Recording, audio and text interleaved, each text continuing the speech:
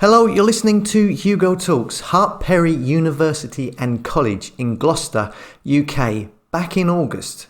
They were in the news. They said they were making it compulsory for students to have the jab. They were banning the UnJabbed from living on site. And they were the only UK university to mandate the jab for on-campus students.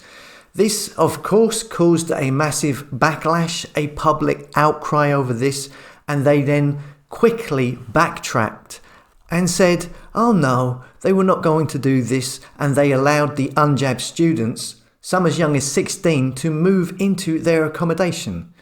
But now, 2 months later, after students have settled in, made friends, and begun their new life, the college has sent out a menacing ultimatum, stating that if students do not provide proof of vaccination by 5 p.m. this Friday, they will immediately be kicked out of their accommodation to the extent that their keys, their fob keys, will be deactivated. So they won't even be able to go and get their stuff. Now this is clearly big time coercion and bullying. Here's the email. Good afternoon. Our records show that we have not received evidence of your jab. If we do not receive proof of jab by 5 p.m. on Friday, 29th of October, we will assume that you will not be returning to your on-site accommodation after half term. And then it says, for monitoring purposes, the accommodation fobs of all students who are yet to provide proof will be deactivated on October the 27th. So this was just sent yesterday. So obviously this is outrageous bullying and coercion. I'll leave a link to the university in the description for people to complain. And this is an example of what technology can do in this situation in regards to their accommodation.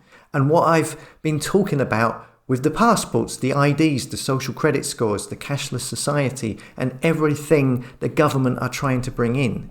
You see, as in this case, if you don't follow their orders, whatever they say, whenever they say it, if you don't jump when they ask you to jump, they just deactivate your fob and you won't be able to get in. You're electronically cancelled. You're not allowed in.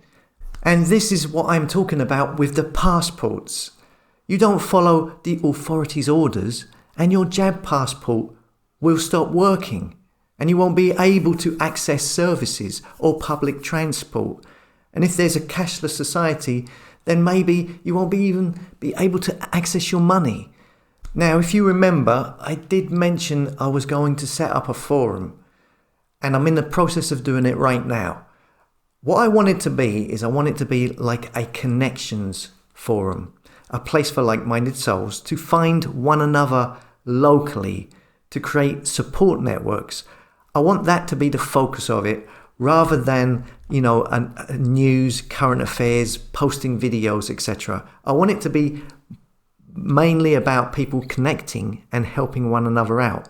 Whether you have an allotment or land, you are growing veg, being self-sufficient, and you need a helping hand, or you're looking for someone, a tradesman maybe, or a nurse or a teacher who has recently had to leave their job. A place where people can connect and form mini groups locally. Your own local support network. And what I'm trying to do is I'm going to try and divide it into, say, UK, Wales, Scotland, Northern Ireland, Republic of Ireland, and then Europe, Australia, Canada, etc., etc. And I'm putting that together right now. And, it's an experiment. I don't know how it's going to work out. But if you have any ideas for it that you would like to see implemented, let me know in the comments below.